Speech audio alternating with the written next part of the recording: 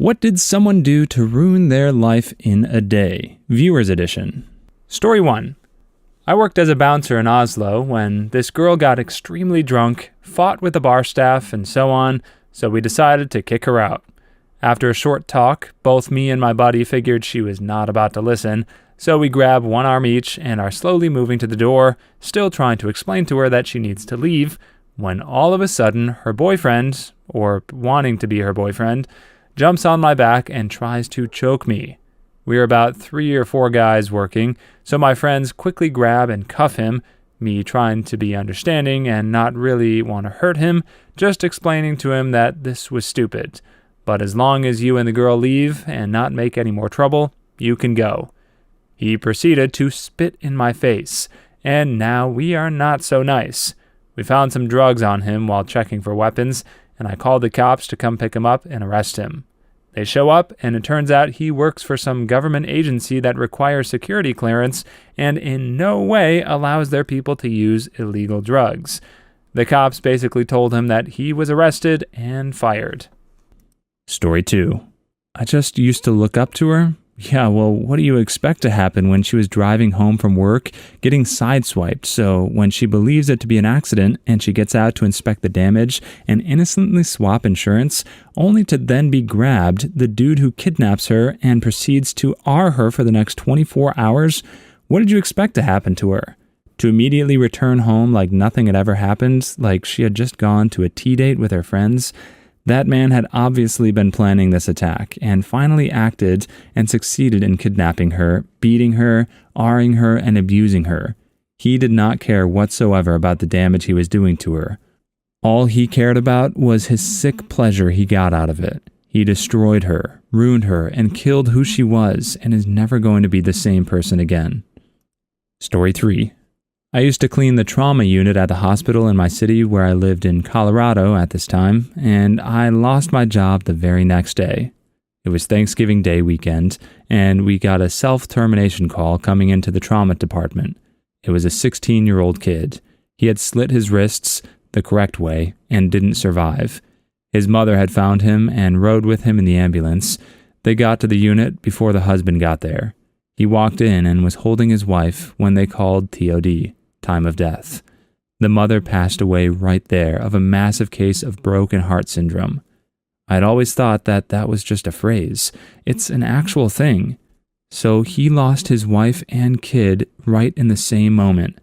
I literally saw life leave his eyes as he collapsed into a screaming mass of sorrow. You could literally feel his pain. I went home and drank myself sober. I lost my job for showing up still reeling from the night before and still reeking of the 5th of Crown I had consumed. I will never be able to forget that scream. Story 4. Alcoholism. My buddy had a receptionist's night job at a hotel while holding down a day job with a local Amazon delivery company. He lost a day on his one day off and went to work, still going the second day he was supposed to be working. Fired from the first job. Fast forward to his Amazon delivery job. During lunch, he and his coworker decided to get a few 40-ounce beers, knowing they would be in delivery limbo the rest of the day. Heavy-set boss came in to drop off more packages, and he turned strawberry red at the whiff of his employees drinking on the job, with more open containers and the smell of cigarettes enveloping the whole warehouse. Needless to say, only a few stories in, and I'm already beginning to sense a theme for these downfalls. It's always just tragic when alcohol consumes a person's life in ways like this, but that's the human condition, I guess. We are just prone to seeking pleasure and avoiding pain.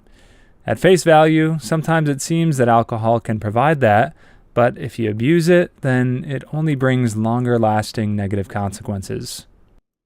Story 5. I do have a story, but trigger warning. In 2022 of April, it was getting around the time of my 19th birthday. My mom and I were having a conversation about my unresolved past trauma, but that's a story for another day. I was coming home from school with my brother and mother, talking about birthday plans. I was excited to make plans with Dad.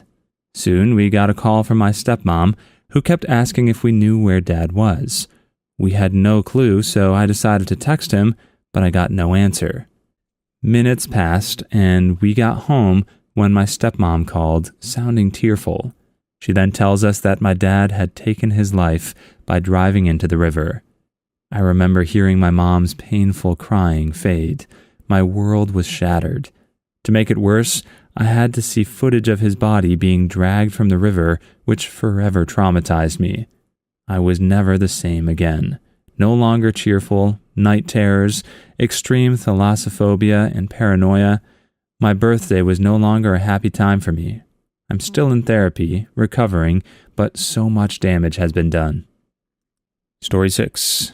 Told this story before. I was in a hospital for a sprain when I saw this old couple have a full-on meltdown right there in the ER. I mean, bawling down the place, pounding the floor with their fist, ugly cry meltdown. From what I could gather through it, their son had been in a car accident and he didn't make it. Worse still, I have a feeling that the father had a huge fight with his son earlier that day, which was why he was in the car with his friends. I'm not sure how you recover from that. I still think about it all these years later. Story 7. When I was a child, early 80s, I was babysitting for 4 little children on an isolated farm in North Dakota. The house started on fire. Of course, there was no phone, and it was January. Praise God for the neighbor who called the volunteer firefighters. The parents were at the bar, and they couldn't be bothered to return immediately. I had not put the children in bed, so I was able to get them outside and into a broken-down vehicle when I realized what was happening. Also, I never got paid for babysitting that night. The parents never thanked me. Hey, thanks for saving the lives of our children while we were gone. Oh yeah, sure thing. Don't mention it. Actually, could you mention it, please? It was kind of a big deal, and I'd like to be properly acknowledged for the insanely good deed I did. This is not something to be so nonchalant about. Story 8.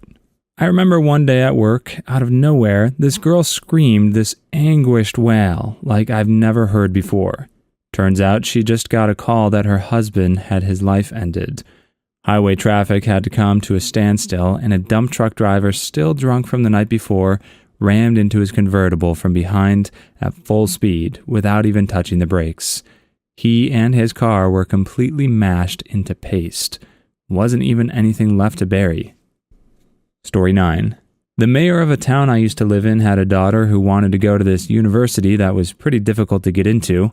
The mayor didn't even send the daughter's application, lied to the daughter that she had made it in, and the day before the daughter was supposed to go to the college, ended her life and then ended her own life. Yikes. I can't even begin to imagine what the motive behind this was. There clearly must have been something going on internally with the mother. I guess a good reminder for us to keep tabs on the people in our lives and their mental health, and try our best to be aware of when they might need help. Story 10. My dad was in the hospital and they were short on rooms. They put him on the psych floor. My dad is sensitive to medicine. They pretty much fried his brain. We couldn't sue because it's a hospital that could outlast us in court. Officially, he's diagnosed with early onset dementia. My brilliant dad, who had a photographic memory, now on his good days, is a slow old man. Story 11. Stepdad drank up 2 stimulus checks and refused to work. He got us evicted. My family is now split in 2. We're spread out, and on the 28th of April, 2 days from this post, my family will lose everything in storage. Even though my stepdad is now gone, he ruined all our lives. Even stole my 9-year-old nephew's future with his antics. There's a special place in hell for stepdad. Story 12.